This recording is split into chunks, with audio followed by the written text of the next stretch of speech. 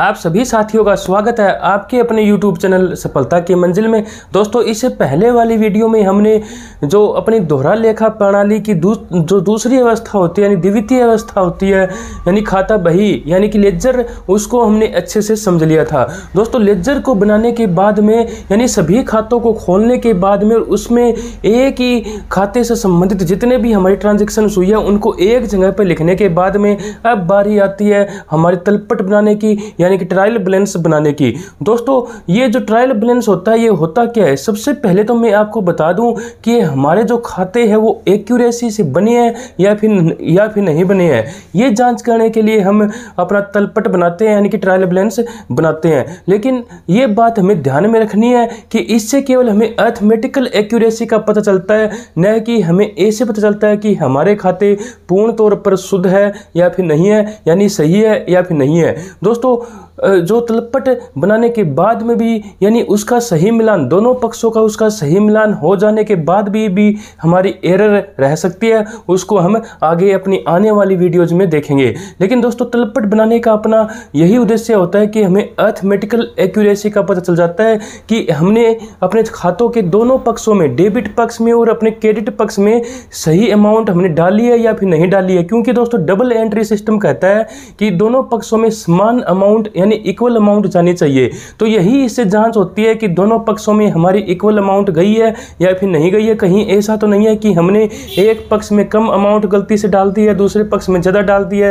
या दूसरे पक्ष में कम डाल दी है, पहले पक्ष में हमने ज़्यादा अमाउंट डाल दी है, या फिर किसी पक्ष में हमने अमाउंट डालना ही भूल गए हैं। तो दोस्तों, यही हम जाँच करते हैं कि दोनों पक्षों में हमने अमाउंट अपने सही तरीके से डाली है या फिर नहीं डाली है। तो दोस्तों, इसी का मतलब ये भी आ जाता है कि तलपट के अंदर कि इसका सही मिलान यानी दोनों पक्षों का सही मिलान हो जाने के बाद में भी गलतियां रह जाती है। तो ये कोई हमारी एक्यूरेसी का कोई ऐसा कोई प्रूफ नहीं है, यानी कोई प्रमाण नहीं है कि तलपट का सही मिलान हो जाने के बाद भी हमारी अशुद्धियाँ रह जाती है, यानी कि तलपट का सही मिलान हो जाने के बाद में कि हम ऐसे कह दें कि हमारे खाते शुद्ध रूप से बने हुए हैं। ऐसा कुछ भी नहीं है, उनमें गलतियाँ फिर भी रह सकती है। तो आज की इस वीडियो में हम अपने तलपट को जानेंगे, यानी कि हम देखेंगे कि जो ट्रायल बैलेंस होता है ये होता क्या है, इसका फॉर्मेट हम देखेंगे और इसकी बनाने की जो विधियां हैं उसको हम अच्छे से समझेंगे। तो दोस्तों, अब हम स्टार्ट करते हैं अपने तलपट को यानी कि ट्रायल बैलेंस को। तो सबसे पहले मैंने आपको बता दिया कि इसका प्रयोग हम क्यों करते हैं कि अर्थमेटिकल एक्यूरेसी का पता लगाने के लिए। और दोस्तों, ये कोई खाता नहीं होता है, ये केवल और केवल एक सारांश होता है, यानी एक सूची या फिर जिसको हम विवरण बोल सकते हैं, ये होता है। क्योंकि दोस्तों, इसके अंदर हम कोई भी दोहरा लेखा नहीं करते हैं, यानी कोई भी हम इसके अंदर एंट्री नहीं करते हैं। इसके अंदर केवल और केवल जो खाते हमने अपने खाता बही के अंदर खोले हैं उनके बैलेंसेज हम उसके अंदर डालते हैं। तो दोस्तों, इसके अंदर कोई भी लेखा हम नहीं करते हैं। तो दोस्तों, ये लेखांकन का भाग होता है, ये दोहरा लेखा प्रणाली का भाग नहीं होता है।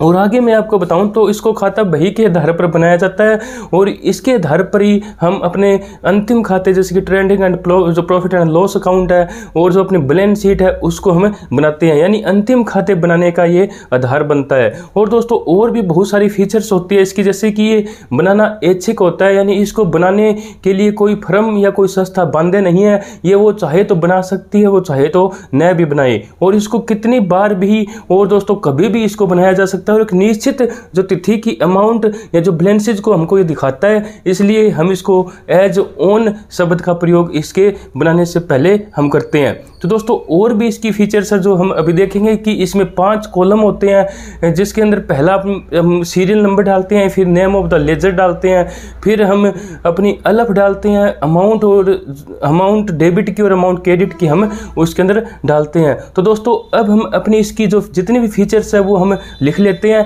ताकि हमें ये अच्छे से हमारे दिमाग में सेट हो जाए, हम इसको अच्छे से समझ पाए। तो दोस्तों, सबसे पहले हम अपनी हेडिंग बनाते हैं कि हम क्या कर रहे हैं, तलपट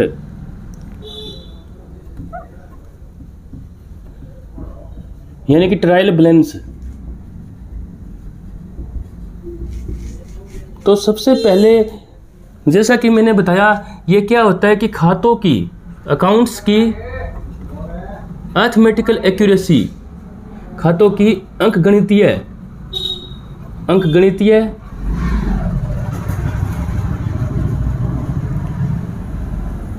शुद्ध रूप से हमारे बने हैं या फिर नहीं बने हैं उसकी जांच करने के लिए शुद्धता की जांच इससे हो जाती है। जांच कि दोनों पक्षों में हमारी अमाउंट समान गई है या फिर नहीं गई है, किसी में कम या ज़्यादा तो नहीं हो गई है, ये हम इसकी जांच करने के लिए हम अपना तलपट बनाते हैं। दूसरा क्या होता है, इसमें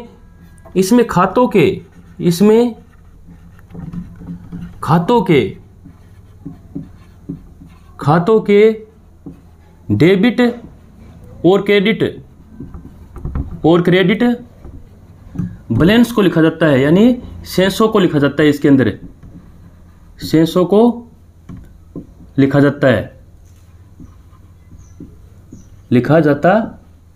है और ये कोई खाता नहीं होता है, यानी ये कोई अकाउंट नहीं होता है। ये केवल और केवल खाता बही के जो हमारे खाते होते हैं उनके बैलेंसेज ही हमको बताता है, उनके बैलेंसेज ही इसके अंदर लिखे जाते हैं। तो इसका कोई भी दोस्तों एक प्रकार का खाता न होने के कारण हम इसको क्या कहते हैं, एक प्रकार की सूची या फिर विवरण इसको कहते हैं।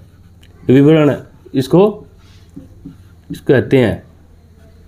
और जैसे मैंने बताया कि इसको हम खाता बही के आधार पर बनाते हैं, यानी कि लेजर के आधार पर हम इसको बनाते हैं।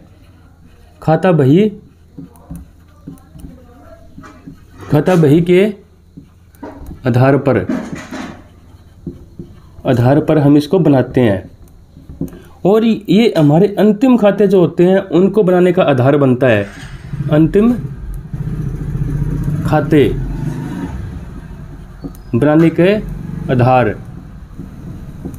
का आधार दोस्तों, अंतिम खाते जैसे कि trading and profit and loss account, balance sheet बनाने के लिए हमें सभी खातों के शेषों की आवश्यकता होती है और वो सभी खातों के जो शेष है वो एक जगह पर हम लिख लेते हैं, जिसको हम तलपट कहते हैं। तो ये सभी शेष हमें एक ही जगह पर मिल जाते हैं, हमें अलग अलग खातों में जाकर देखने की आवश्यकता नहीं होती। तो दोस्तों ये हमारे जो तलपट है, जो हमारे अंतिम खाते हैं उनको बनाने में हमारी मदद करता है, इससे अंतिम खाते बनाने आसान हो जाते हैं। तो और हम इसके देखें तो दोस्तों इसमें सभी प्रकार के खाते लिखे जाते हैं। सभी प्रकार के खातों का शेष इसके अंदर लिखा जाता है, चाहे वो नॉमिनल अकाउंट हो, चाहे वो पर्सनल अकाउंट हो, चाहे वो रियल अकाउंट हो, सभी प्रकार के खातों के शेष इसके अंदर हम लिखते हैं। और क्या होगी कि इसके अंदर हम जब बनाते हैं तो इसके 5 कॉलम बनते हैं। 5 कॉलम बनते हैं। आगे हम जब इसका फॉर्मेट बनाएंगे उस समय देखेंगे कि वो 5 कॉलम कौन कौन से होते हैं। और दोस्तों मैं बताऊं इसकी क्या विशेषता होती है कि ये बनाना ऐच्छिक होता है। ऐच्छिक होता है, यानी इसको बनाना किसी संस्था या फर्म के लिए कोई अनिवार्य नहीं है। वह चाहे तो इसको बना सकती है, वह चाहे तो इसको ना भी बनाए। यानी वो खातों के यदि शेष ज्ञात करना चाहती है एक ही जगह पर तो वो इसको बना लेगी, वरना इसको बनाना कोई आवश्यक नहीं है। आगे हम देखें 9वें नंबर पर कि इसको कभी भी बनाया जा सकता है। इसका कोई समय नहीं है कि इसी समय इसको बनाना जरूरी है, लेखांकन वर्ष के बाद में ही इसको बनाना जरूरी है। कोई विशेष पीरियड इसका नहीं होता है, हम चाहें तभी भी इसको बना सकते हैं और कितनी बार भी इसको बना सकते हैं। यानी कभी भी और कितनी बार भी इसको बनाया जा सकता है और कितनी बार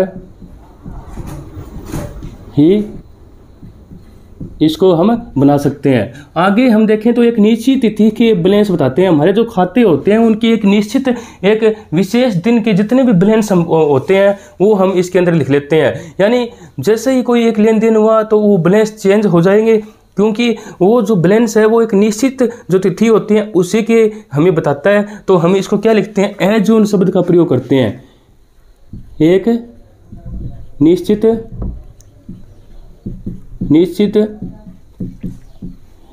तिथि के शेष हमें बताता है ये, और उसके लिए हम क्या करते हैं, एज ऑन का प्रयोग हम इसके लिए करते हैं। दूसरा एक जैसे मैंने बताया कि ये क्या होता है कि लेखांकन का भाग होता है। लेखांकन का भाग होता है, लेकिन ये दोहरा लेखा प्रणाली यानी डबल एंट्री सिस्टम का भाग नहीं होता है। क्या लिखेंगे, दोहरा लेखा प्रणाली का भाग नहीं, दोहरा लेखा प्रणाली का भाग नहीं होता है ये। क्योंकि दोस्तों इसके अंदर हम कोई दोहरा लेखा करते ही नहीं है। इसके अंदर केवल हम अपने बैलेंस लिखते हैं, तो वो हम लेखांकन यानी अकाउंटिंग का काम करते हैं, तब हम इसको बना जरूर लेते हैं, लेकिन ये किसी डबल एंट्री सिस्टम का पार्ट नहीं है। तो आगे हम देखें तो इसकी बनाने की विधियां हम देख लेते हैं। विधियां, इसकी बनाने की विधियां देखो कौन कौन सी होती है। पहली हम देखें तो योग विधि होती है, योग विधि। एक इसकी शेष विधि होती है, शेष विधि। और एक अपनी इन दोनों का मिक्स योग व शेष विधि होती है। इन दोनों को हम ऐड कर देते हैं उसी के अंदर, तो ये अपनी योग एवं शेष विधि बन जाती है। तो दोस्तों हमने कुछ इसकी विशेषताएं देखी है कि खातों की अंकगणितीय शुद्धता की जांच करने के लिए हम इसको बनाते हैं। इसमें खातों के डेबिट और क्रेडिट शेषों को लिखा जाता है, सूची एवं विवरण इसको कहा जाता है। खाता बही के आधार पर इसको बनाया जाता है और अंतिम खाते बनाने का ये आधार बनते हैं। सभी प्रकार के खातों का शेष इसके अंदर लिखा जाता है। 5 कॉलम होते हैं, इसको बनाना ऐच्छिक होता है, कभी भी कितनी बार ही हम इसको बना सकते हैं। एक निश्चित तिथि के शेष को हमें बताता है, इसलिए हम इसके लिए एज ऑन शब्द का प्रयोग करते हैं। लेखांकन का भाग होता है, दोहरा लेखा प्रणाली का ये भाग नहीं होता है। और इसको बनाने की जैसे मैंने बताया कि 3 विधियां, योग विधि, शेष विधि और योग व शेष विधि, इसकी मुख्य रूप से 3 विधियां होती है। लेकिन हम यदि देखें तो ये 2 ही विधियां हमारी ज़्यादातर बनती है। ये इसकी इन दोनों का ही ये जो तीसरी विधि मेल होती है, लेकिन ये 2 विधि ही हम अक्सर अपनी जो बुक्स है, अपनी जो हम अक्सर बनाते हैं। लेकिन सबसे महत्वपूर्ण विधि पूछी जाए तो वो हमारी शेष विधि आएगी, तो वो हमारी बैलेंस मेथड आ जाएगा, तो वो सबसे महत्वपूर्ण अपनी इंपॉर्टेंट विधि हमारी बन जाएगी। अब हम दोस्तों इसका जो फॉर्मेट होता है वो फॉर्मेट हम देख लेते हैं कि इसको हम बनाते कैसे हैं। इसका फॉर्मेट यानी इसका जो प्रारूप होता है वो क्या होता है, वो हम इसका अब देख लेते हैं। तलपट का प्रारूप, फॉर्मेट ऑफ ट्रायल बैलेंस। इसका जो ट्रायल बैलेंस है इसका फॉर्मेट हम देखते हैं। फॉर्मेट हम किस प्रकार से बनाएंगे, फॉर्मेट देखो सबसे पहले तो हम उस संस्था का नाम इसके अंदर डालेंगे जिसका हम जो ट्रायल बैलेंस बना रहे हैं, यानी कि लिखें ट्रायल बैलेंस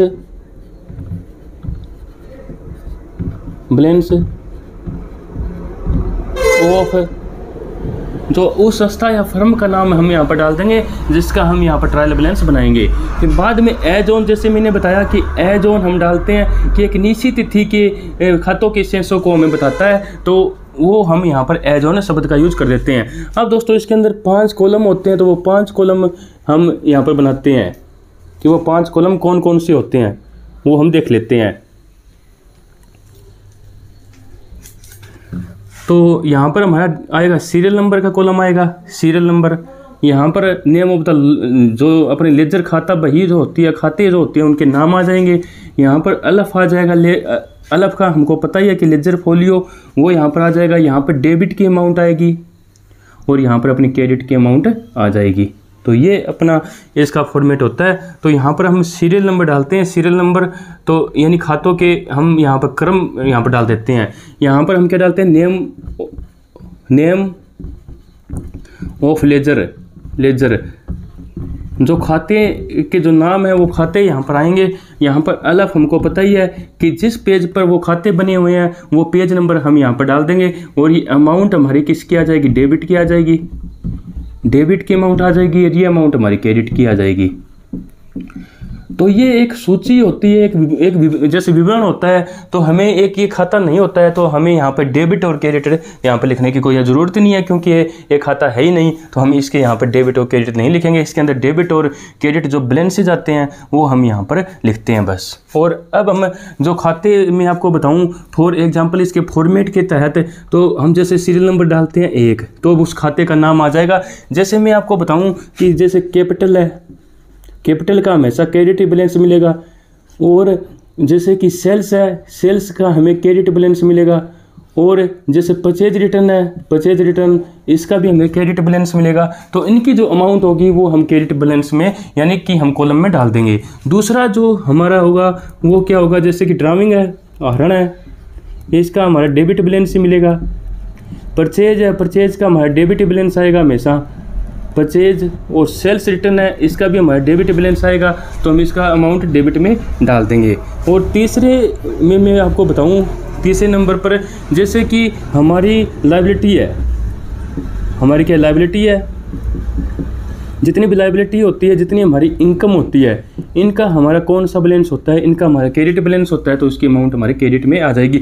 इनकम कोई भी हो सकती है, जैसे कि हमने कमीशन प्राप्त किया, रेंट प्राप्त किया, हमें डिविडेंड मिला, हमें ब्याज मिला, वो सारी हमारी इनकम हो जाती है। लायबिलिटी हमारी जैसे लेनदार हो जाएंगे, जैसे बैंक लोन हो जाएगा, जो भी हमारी लायबिलिटी जिसका भुगतान हमें किसी तीसरे पक्षकार को करना है, वो हमारी क्या हो जाएगी, लायबिलिटी हो जाएगी। दोस्तों एक बात यहाँ पर आ जाती है, जैसे मैंने बोल दिया कि तीसरा पक्षकार, तो यहाँ पर तीसरा पक्षकार का क्या मतलब है, इसके अंदर पहले दो पक्षकार कौन होते हैं? पहले दो पक्षकार, एक मालिक होता है, एक बिजनेस होता है, ये दो पक्षकार होते हैं। तीसरा पक्षकार, इनके अलावा जो बंदे हैं, जो व्यक्ति है, उनको हम तीसरा पक्षकार बोलते हैं। यानी मालिक और जो बिजनेस है, यानी मैंने बताया था कि बिजनेस एक अलग है, मालिक एक अलग है, तो दोनों अलग अलग व्यक्ति है, तो पहले और दूसरे व्यक्ति तो ये दोनों ही हो जाते हैं। जब मैं बोलूँ कि तीसरा जो व्यक्ति यानी तृतीय जो पक्षकार होता है, इन दोनों को छोड़ के जितने भी फर्म से संबंधित लोग होते हैं, या संस्था होती है, या कोई फर्म होती है, उसको हम क्या बोलते हैं? तृतीय पक्षकार हम उनको बोल देते हैं। पहले दो पक्षकार मालिक और बिजनेस ही होते हैं। चौथा हम देखें तो जितनी हमारी एसेट्स होती है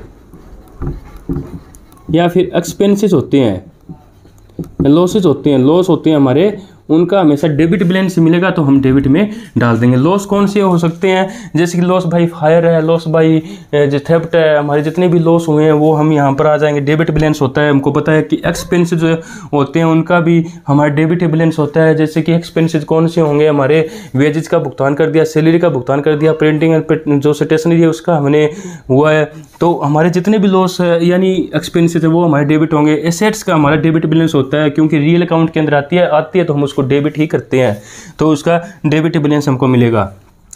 अब हम इनका जोड़ लगा लेंगे। यदि इनका जोड़ बराबर आता है तो हमारे जो खाते हैं वो अरिथमेटिकली एक्यूरेसी के साथ बने हैं, उनमें कोई भी दिक्कत नहीं है। लेकिन दोस्तों यदि सेम नहीं आ पाता है, दोनों साइड यानी दोनों पक्षों का मिलान सही नहीं हो पाता है, तो इसका मतलब है कि हमारे खातों में कहीं ना कहीं गड़बड़ी हुई है। तो हम क्या करते हैं, उस समय हम अपना एक सस्पेंस अकाउंट खोल लेते हैं, सस्पेंस अकाउंट। और जिस पक्ष में जो अमाउंट कम होती है, उसमें हम डाल देते हैं। मान लीजिए डेबिट पक्ष ये हमारा कम आता है तो हम इसमें डाल देंगे, क्रेडिट पक्ष अपना कम आता है तो हम इसके अंदर डाल देंगे, तो दोनों में हम इसमें डाल देंगे। तो बाद में हम क्या करेंगे, इसका हम जोड़ लगा देंगे, जोड़ अपना बराबर हो जाएगा, ये दोनों अपना बराबर हो जाएगा, यानी टोटल यहाँ पे लिख देंगे। हम क्या लिख देंगे? टोटल। तो इस प्रकार से हम अपनी जो ट्रायल बैलेंस है उसको बनाते हैं। तो कैपिटल सेल्स परचेज रिटर्न का हमेशा क्रेडिट बैलेंस होता है, ड्राइविंग परचेज सेल्स रिटर्न का डेबिट बैलेंस होता है, लायबिलिटी इनकम का हमेशा हमारा क्रेडिट बैलेंस होता है, एसेट्स एक्सपेंसेस लॉसेज का डेबिट बैलेंस होता है, सस्पेंस अकाउंट का कोई भी बैलेंस नहीं होता है, जो भी हमारी साइड कम आती है उसी में हम डाल देते हैं। यानी हम सस्पेंस अकाउंट क्यों खोलते हैं? क्योंकि जब हमें दोस्तों हमारे जो खाते हैं उनका ये जो पक्ष है, डेबिट पक्ष और जो क्रेडिट पक्ष है हमारे तलपट का, वो सही मिलान नहीं हो पाता है पूरा यानी इक्वल अमाउंट नहीं आती है दोनों पक्षों की, तब हम सस्पेंस अकाउंट खोल देते हैं, क्योंकि हमें अंतिम खाते बनाने होते हैं टाइम से। जब दोस्तों यदि हमारे पास समय की बहुत कमी है और हम अपनी गलतियों को खोजने में लग जाएं, तो दोस्तों उसी में हमारा समय अच्छा खराब हो जाएगा। तो हम क्या करते हैं कि एक बार के लिए हम सस्पेंस अकाउंट खोल देते हैं, उसके अंदर जो कम हमारी अमाउंट आती है वो हम डाल देते हैं, ताकि हम जो अंतिम खाते हैं उनको हम समय से अपने तैयार कर सकें। तो दोस्तों अब हम इसका फॉर्मेट आपने अच्छे से देख लिया होगा।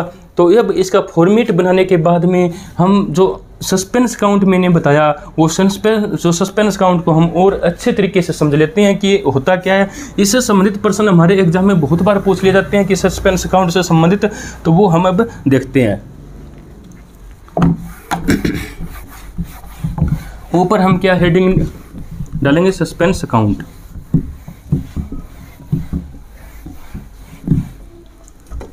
सस्पेंस अकाउंट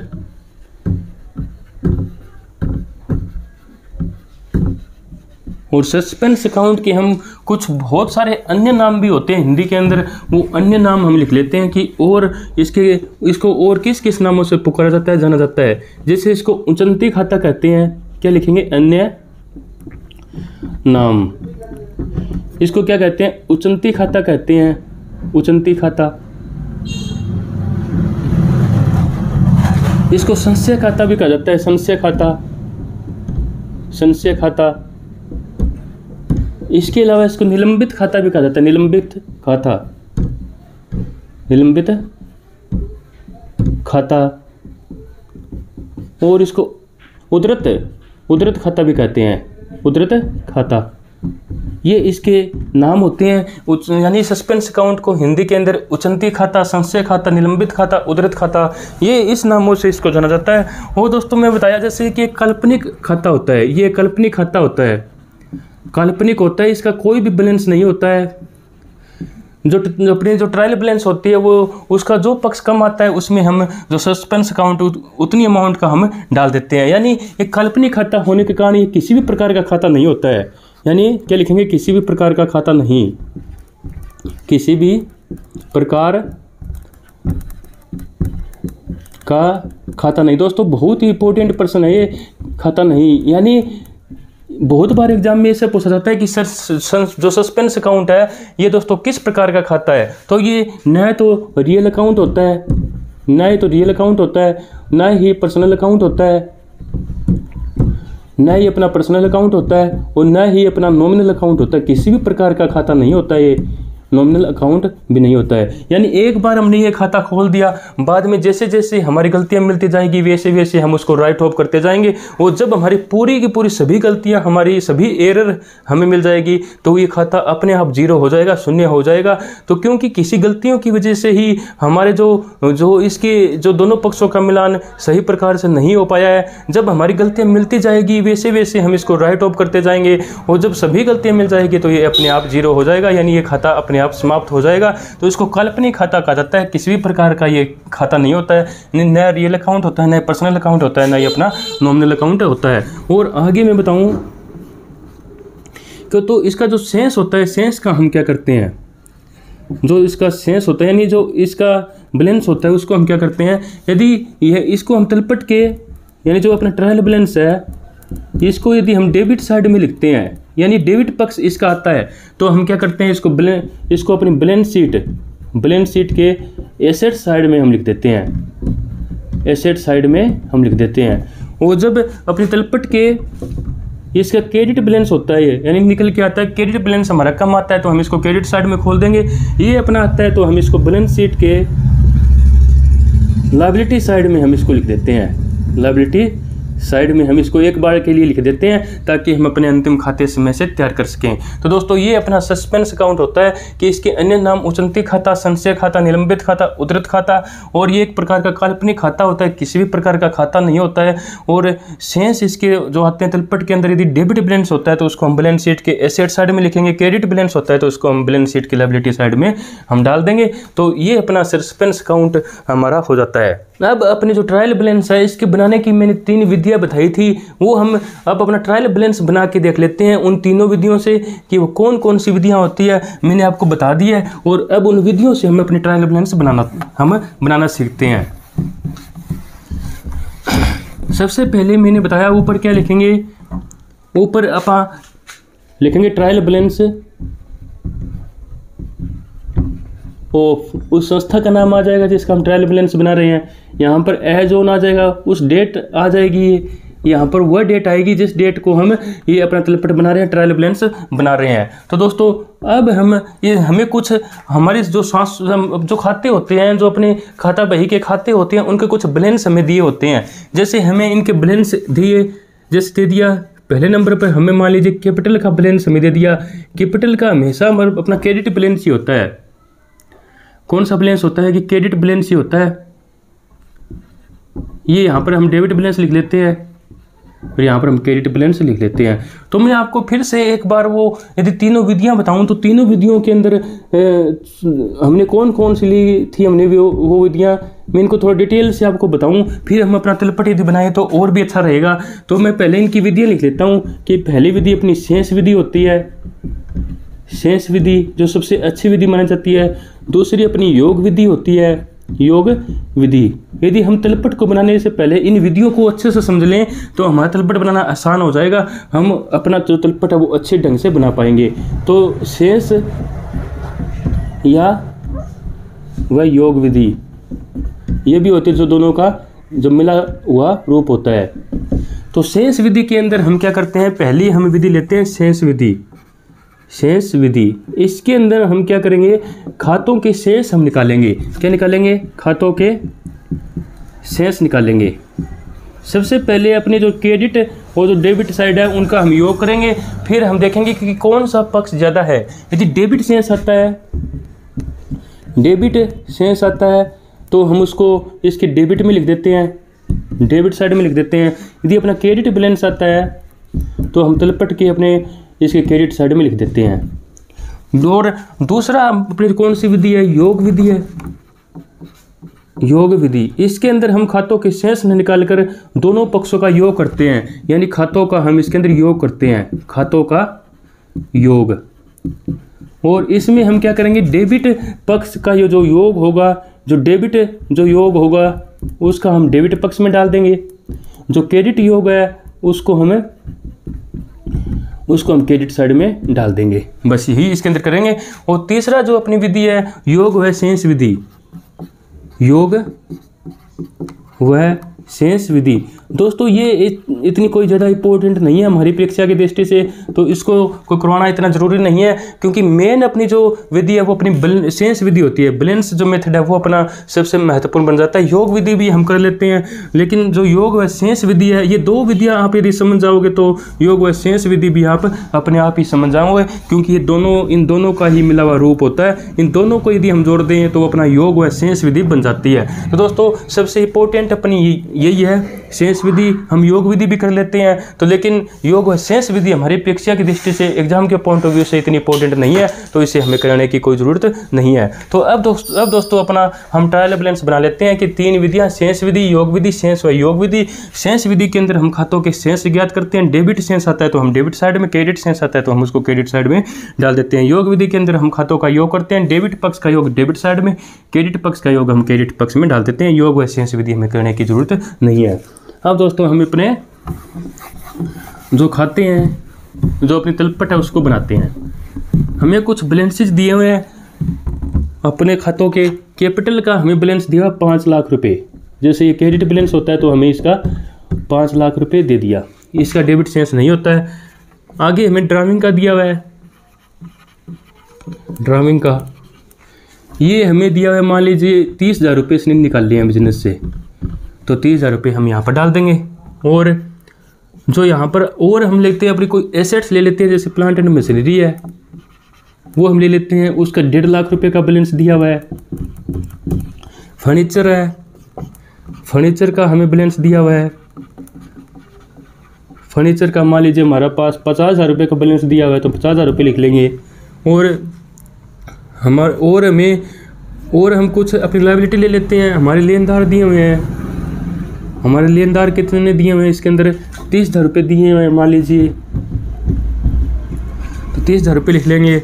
और हमारा बैंक से भी हमने लोन लिया हुआ है, तो बैंक लोन हम लिख लेंगे, बैंक लोन हम लिख लेंगे। वो मान लीजिए हमने 1 लाख रुपए का लिया है तो 1 लाख रुपए डाल देंगे, यानी जो भी हमें दिया हुआ है वो हमें यहाँ पर डालते जाएंगे। और 7वें नंबर पर हम देखें तो हमें परचेज दी हुई है अपनी, परचेज हमें 3 लाख रुपए की मान लीजिए इसके डेबिट बैलेंस आएगा 3 लाख रुपए। सेल्स हमें दी हुई है 8वें नंबर पर, सेल्स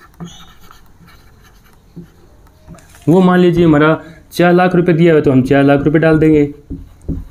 तो इस प्रकार से हमें बैलेंस दिए होते हैं। जैसे मान लीजिए हम 9वें नंबर पे लिखें कि हमें कमीशन दिया हुआ है, कमीशन दिया हुआ है, ये हमें बैलेंस दिए हुए हैं। तो यदि हमें बैलेंस, हमें कमीशन का कितना दिया हुआ है, कमीशन हमें यदि मिलता है तो हम क्रेडिट करते हैं, देते हैं तो हम डेबिट करते हैं। तो हमें मान लीजिए 3,000 रुपये का हमारा खर्चा है कमीशन का, और रेंट जो है, रेंट हमको मिला है, वो मिला है तो हम यहाँ पर डाल देंगे 1,000 रुपये। तो इस प्रकार से हम अपने खाते तैयार कर लेंगे। तो दोस्तों तो अब हम क्या बनाएंगे, अपना ट्रायल बैलेंस बनाते हैं। अपने जो कैपिटल है उसको हम 5 लाख के बजाय 3 लाख रुपए ही मान लेते हैं, या 4 लाख रुपए मान लेते हैं, क्योंकि हमारा जो सस्पेंस अकाउंट है वो बहुत ज़्यादा नहीं आना चाहिए। लेकिन दोस्तों आता भी है, फिर भी कोई बड़ी बात नहीं है। मेरा जो मकसद है यहाँ पर सिर्फ आपको समझाना है कि ये जो अपना जो ट्रायल बैलेंस है वो हमारा कैसे बनता है, किस हिसाब से हम इसको बनाएंगे। तो अब हमें इसका ट्रायल बैलेंस बनाए तो हम इसके 5 कॉलम बनाएंगे। तो यहाँ पर हमारी जगह ही नहीं बची है कि हम 5 यहाँ पर कॉलम बना लें। तो लेकिन दोस्तों हम यहीं पर बना लेते हैं। ये अपना सीरियल नंबर हो जाएगा, ये अपना खाते का नंबर आ जाएगा, यहाँ पर अपनी डेबिट की अमाउंट डाल देंगे, वहाँ पर अपनी क्रेडिट की अमाउंट हम डाल देंगे। तो ये अपना क्या हो जाएगा, इसका फॉर्मेट हो जाएगा कि यहाँ पर सीरियल नंबर हम डालेंगे, यहाँ पर नेम ऑफ लेजर डालेंगे, नेम ऑफ लेजर यहाँ पर LF यानी किस पेज पर वो खाता बना हुआ है वो पेज नंबर यहाँ पर आ जाएगा, अमाउंट डेबिट साइड वाली यहाँ पर, और अमाउंट जो है अपनी क्रेडिट पक्ष वाली है वो यहाँ पर, वो हम यहाँ पर इस प्रकार से डाल देंगे। अब दोस्तों हम सबसे पहले अपना कैपिटल लिख लेते हैं। यहाँ पर कैपिटल, यहाँ पर हम कौन सा मेथड अपना रहे हैं, यहाँ पर हम पहला मेथड अपना रहे हैं शेष विधि। शेष विधि के द्वारा हम अपनी तलपट यानी कि ट्रायल बैलेंस बना रहे हैं। तो सबसे पहले हम क्या है, अपनी कैपिटल है तो हम कैपिटल यहाँ पे लिख देंगे। मैंने बताया था कैपिटल का क्रेडिट बैलेंस होता है, तो हम 4 लाख रुपये, तो हम 4 लाख रुपये इस पर डाल देंगे। दूसरे नंबर पर क्या है, अपना यहाँ पर ड्राइंग दिया हुआ है तो हम ड्राइंग लिखेंगे। बस कुछ नहीं करता ये, हमें सिर्फ जो बैलेंस है वो हम ऐसे की ऐसे इसके अंदर पुटअप कर देंगे 30,000 रुपये। और आगे अपनी प्लांट एंड मशीनरी दी हुई है, प्लांट एंड मशीनरी डाल देंगे, प्लांट एंड मशीनरी डाल देंगे। वो कितनी दी हुई है, 1,50,000 रुपये दी हुई है, तो 1,50,000 की हम ये डाल देंगे। फर्नीचर दिया हुआ है तो फर्नीचर नंबर 4 लिखेंगे, फर्नीचर यहाँ पे लिख देंगे। फर्नीचर कितना दिया हुआ है, 50,000 रुपये का दिया, तो 50,000 रुपये हम यहाँ पे लिख देंगे, क्योंकि डेबिट बैलेंस होता है। आगे के हमारे जो लेनदार दिए हुए हैं यहाँ पर, इसका क्रेडिट बैलेंस होता है, तो हम इस क्रेडिट जो बैलेंस में 30,000 रुपये डाल देंगे, क्योंकि 30,000 रुपये हमें दिए हुए हैं। तो इसको हम यहाँ पे लिख लेते हैं, इसके 30,000 रुपये। ये अपने कितने दिए हुए थे, बैंक लोन 1 लाख रुपये, तो 1 लाख रुपये लिख लेते हैं। सेल्स अपनी 4 लाख रुपये मैंने लिखी थी, तो 4 लाख रुपये यहाँ पे लिख लेते हैं, ताकि हम इसको आगे बढ़ा सकें। तो इसी प्रकार हम इसके सभी के सभी बैलेंस लिख देंगे, और अपना जो ट्रायल बैलेंस है वो अपना बनकर तैयार हो जाएगा। तो आगे हम छठे नंबर पर हमें क्या दिया हुआ है, बैंक लोन दिया है, तो बैंक लोन लिख देंगे। इसका भी अपना क्रेडिट बैलेंस होता है, 1 लाख रुपये हम यहाँ पे लिख देंगे। और अपना फिर परचेज दिया हुआ है, 7वें नंबर पर परचेज लिखेंगे। परचेज वो हम 3 लाख रुपये दिया हुआ है, तो 3 लाख रुपये हम यहाँ पे लिख देंगे। 8वें नंबर पर हमें क्या दिया हुआ है, सेल्स दी हुई है, तो सेल्स का अपना क्रेडिट बैलेंस होता है, वो हम यहाँ पे लिख देंगे। 4 लाख रुपये दी हुई है, तो 4 लाख रुपये हम यहाँ पे लिख देंगे। आगे अपने कमीशन हमें मिला है, कमीशन मिला है तो हमारा क्रेडिट बैलेंस हो जाएगा, तो कमीशन अकाउंट हमारा 3,000 रुपये, 3,000 रुपये यहाँ पे लिख देंगे। और रेंट है, रेंट का हमने भुगतान किया है, तो हमारे लिए क्या है, खर्चा है, तो यानी ये इसका कौन सा बैलेंस हो जाएगा, ये अपना डेबिट बैलेंस हो जाएगा। इसका डेबिट बैलेंस में 3,000 रुपये दिए हुए हैं। ये अपने जो यानी जो कमीशन है वो हमने भुगतान किया है, वो यदि भुगतान किया है तो हमारे लिए क्या है, खर्चा है, तो खर्चे को हम यहाँ पर डालेंगे। रेंट हमको मिला है तो हमारे लिए क्या है, इनकम है, तो हम इनकम को यहाँ पर डाल देंगे। तो इस प्रकार से हम अपना जो ट्रायल बैलेंस है उसको बना लेंगे। अब हम इनका जोड़ करेंगे, इनका जोड़ करेंगे तो यहाँ पर हम क्या लिख देंगे, टोटल लिख देंगे। तो इनका हम जोड़ करेंगे। दोस्तों ये अपने अकाउंट है, अपने अकाउंट्स के बैलेंस दिए हुए हैं सभी के सभी, तो हम इनके आगे क्या लगा देंगे, अकाउंट शब्द का भी यूज कर देंगे। यहाँ पर सभी के आगे हम अकाउंट भी लगा देंगे, क्योंकि हमारे अकाउंट्स के बैलेंस दिए हुए हैं सभी के सभी, तो हम इसके अकाउंट शब्द हम यहाँ पर यूज कर देंगे। इसी प्रकार हम यहाँ पर भी यूज हम कर देंगे, account account account account account, सभी जगह हम अकाउंट डाल देंगे, क्योंकि हमारे खातों के ही बैलेंस है, तो हम यहाँ पर अकाउंट इनके डालेंगे। तो अब इनका हम जोड़ करेंगे। इनका जोड़ क्या होता है कि वो दो हमेशा बराबर आना चाहिए। जितना ही अपनी डेबिट पक्ष आएगी उतनी ही अपनी क्रेडिट पक्ष आनी चाहिए। दोनों इसका जो जोड़ है वो बराबर आना चाहिए।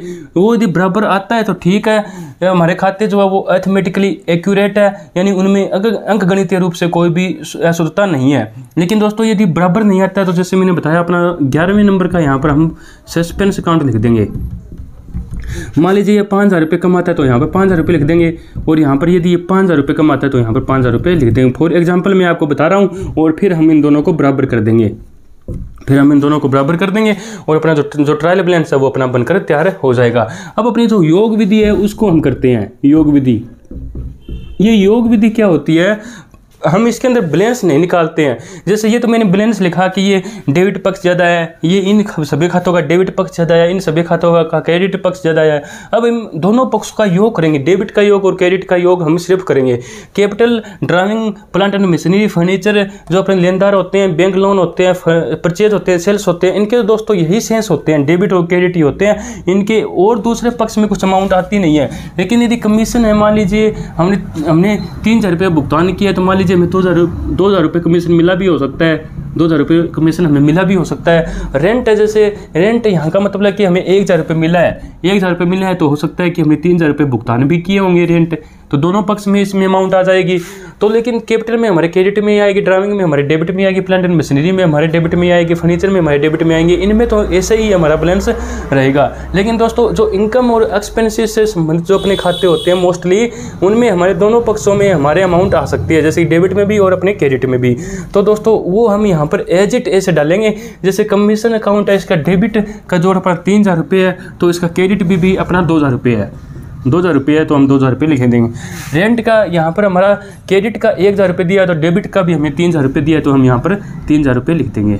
इस प्रकार से डेबिट और जो क्रेडिट पक्ष का जो जोड़ होता है वो हम जोड़ेंगे। उनको जोड़ करने के बाद में उनका जोड़ हम यहाँ पे लिख देंगे, तो भी हमारा दोनों के दोनों क्या आएंगे, बराबर आएंगे। यदि खाते सही प्रकार से हमने मेंटेन किए हैं तो इन दोनों का क्या आएगा, बराबर। यदि नहीं आता है तो फिर हम सस्पेंस अकाउंट खोलेंगे और हम क्या करेंगे, ट्रायल बैलेंस का जो योग है, उनका जो जोड़ है, उसको हम एक समान कर देंगे, इक्वल हम कर देंगे, ताकि हम अपने अंतिम खाते टाइम से बना सकें। तो दोस्तों इस प्रकार से हम अपने जो योग विधि है उसको करेंगे कि खातों के डेबिट पक्ष का और क्रेडिट पक्ष का हम योग करेंगे, और जो योग डेबिट पक्ष का होगा वो डेबिट पक्ष में, जो क्रेडिट पक्ष का योग आएगा वो हम क्रेडिट पक्ष में डाल देंगे। तो इस प्रकार से हम अपने जो ट्रायल बैलेंस है उसको बना लेंगे। इस प्रकार से दोस्तों अपनी जो डबल एंट्री सिस्टम है उसकी अपनी 2 अवस्थाएं अब कंप्लीट हो चुकी है। पहले हमने जनरल जो अपनी सब्सिडायरी जो बुक है उसके अंदर हमने रिकॉर्ड्स किए, उसके अंदर हमने लेखा किया, फिर हमने खाता बही के अंदर किया, तो यही अपनी दोनों अवस्थाएं कंप्लीट हो जाती है। लेकिन जो अपना तलपट का पार्ट होता है, जो अपना ट्रायल बैलेंस का पार्ट होता है, मैंने बताया ये डबल एंट्री सिस्टम का कोई पार्ट नहीं होता है,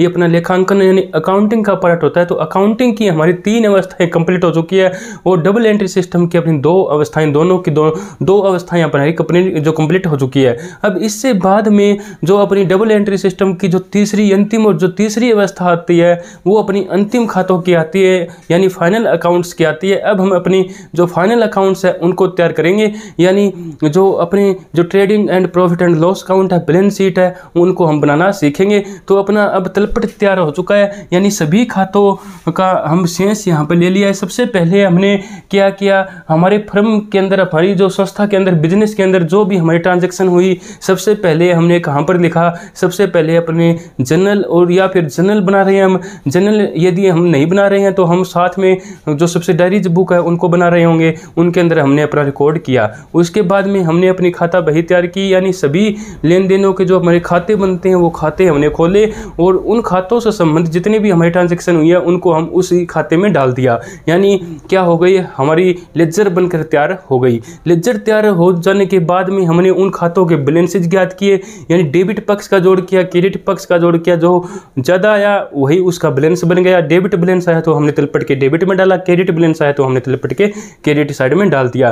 तो इससे हमारा जो तलपट है, जो अपनी ट्रायल बैलेंस है, वो भी हमने तैयार कर लिया है। अब हमारे पास सभी के सभी जो बैलेंसेज है, सभी खातों के जो शेष है वो हमारे एक जगह पर इकट्ठे हो गए हैं। अब एक जगह पर इकट्ठे हो जाने के बाद में हम जब फाइनल अकाउंट बनाएंगे तो उन्हीं शेषों की हमें अब जरूरत पड़ेगी। तो वो शेष हम यदि हम तलपट न बनाएं तो भी हम अपने फाइनल अकाउंट बना सकते हैं, क्योंकि फिर हम अपने जो शेष है वो हम कहाँ से लेंगे, हम अपने अकाउंट से लेंगे, यानी लेजर से लेंगे। तो हमें हर एक खाते का शेष हमें अलग अलग पेज पर जाके देखना होगा। तो दोस्तों उससे बहुत ज़्यादा समय खराब होगा, और हमारे जो अंतिम खाते हैं वो भी हमारे समय से नहीं बन पाएंगे, और हमारी बहुत ज़्यादा माथापच्ची इससे हो जाएगी। तो इससे बचने के लिए हम क्या बना लेते हैं, ट्रायल बैलेंस बना लेते हैं, ताकि इससे दोस्तों 2 काम हो जाते हैं अपने। एक तो फाइनल अकाउंट्स है, उनको जब हम तैयार करते हैं, जो हमें बैलेंसेज की जरूरत पड़ती है वो हमें सभी के सभी एक जगह पर मिल जाते हैं। यदि हम मान लीजिए ये जो हमारे बैंक लोन है, बैंक लोन का हमने सीधा बैलेंस इसके अंदर डाल दिया,